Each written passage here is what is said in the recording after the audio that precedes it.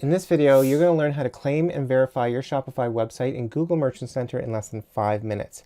Let's get into it. First, log into your Google Merchant Center account. You'll see this page here. After entering your store URL, you'll see that we're not verified and not claimed. So let's do that now. As you can see, there are several options, but I'm going to click on Add an HTML tag or file and use this code. Now, what you want to do here is to copy the code. And the easiest way to do that is to click on this icon to make sure you have the entire code copied correctly. Next, let's go to our Shopify page, and in Shopify, on the left-hand side menu, click on Online Store, then Themes. Then we go here, and from the drop-down menu, choose Edit Code. This will open the coding window for your Shopify store. Look for and click on the theme.liquid file. You need to search for the head tag as you see it here. The easiest way of doing this is to press Ctrl F and type in /head. It will take you directly to the line that you need. The code that you copied from Google Merchant Center needs to go here just before the head tag. You can simply place your cursor at the beginning of the tag and press Enter once if you need to make space. Then